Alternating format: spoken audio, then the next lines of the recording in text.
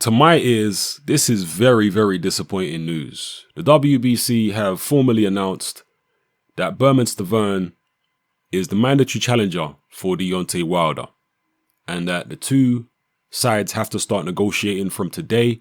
If a deal is not reached within 30 days, it will go to purse bids. So Bermane Stiverne has managed to get himself into the mandatory position without actually fighting a final eliminator. He's only had, and this is incredible really, Bermane Stiverne, as far as I'm aware, has only had one fight since he lost to Deontay Wilder, and that was against Derek Rossi. And yet he's mandatory challenger and he's going to get the shot. Yes, he was supposed to fight Povetkin, but the WBC had come out after the Povetkin situation went down with the failed drug test and what have you, and said that Stiverne can't become interim champion without fighting somebody. And I did say, well, there's obviously a difference between interim champion and mandatory challenger, some type of technical difference. So even though he hasn't become interim champion without fighting somebody, it's essentially the same as being a mandatory challenger in terms of your entitlements. I'm not talking about financially, but certainly in terms of getting a title shot at the full champion. So yeah, Stiverne is signed to Don King. I guess Don King still has some juice in the game. He obviously still has some influence with the WBC if he's managed to get Bermane Stiverne, who's only had one fight since losing to Wilder several years ago, to become the mandatory challenger without having to fight an eliminator. I think it's a scandal, to be honest with you. You look at the guys below Stiverne in the rankings, they've been active. Luis Ortiz has been active. Kubrat Pulev has been active. Dylan White has been active. These are guys who have been active in the game. And yet, Bermane Stiverne comes along and he gets mandatory challenger when he hasn't been active.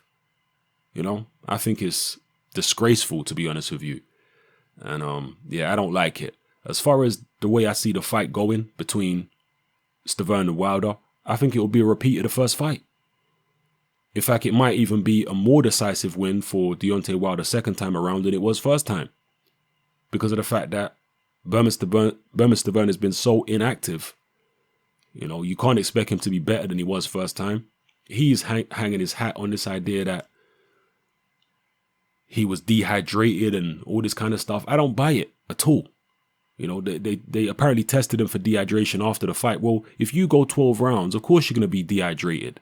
That doesn't prove that he was dehydrated before the fight. It's nonsense. I think Wilder's going to beat Stiverne and beat him more decisively than he did the first time around, as long as that hand holds up. I'd be interested to know how it held up in the Washington fight. He didn't have to throw it that many times in the Washington fight, and maybe he was being careful about throwing it in that fight. You know, making sure he wasn't just reckless with the right hand, but he was making sure he hits the certain target area rather than just throwing it everywhere and hitting elbows and arms, because that's when the hand can get damaged. So, you know, we'll see. Hand injury aside, hand and bicep injury aside, I do believe that Deontay Wilder should beat Stiverne more convincingly than he did first time around. It was convincing the first time around. You know, it wasn't a close fight. But I just feel it'll be even more decisive second time around with the inactivity of Stiverne, the activity of Wilder. And Wilder has been improving. You know, he's never going to be the perfect fighter. He's always going to be rough around the edges. But he's been gaining experience. He's been gaining confidence. And, yeah, I'm very disappointed by this fight. I would much rather see Deontay Wilder versus Luis Ortiz, or Deontay Wilder versus Dylan White, or Deontay Wilder versus Kubrat Pulev than see the Stiverne fight all over again. I just think this is absurd. Maybe you guys disagree. Maybe you guys think I'm being harsh. Maybe you guys think I'm not being harsh enough. You know, maybe you think this is actually collusion behind the scenes between the WBC, Don King, and Lou DiBella / Al Heyman. You know, let me know what you feel in the comment section, people. It's happening. I'm out.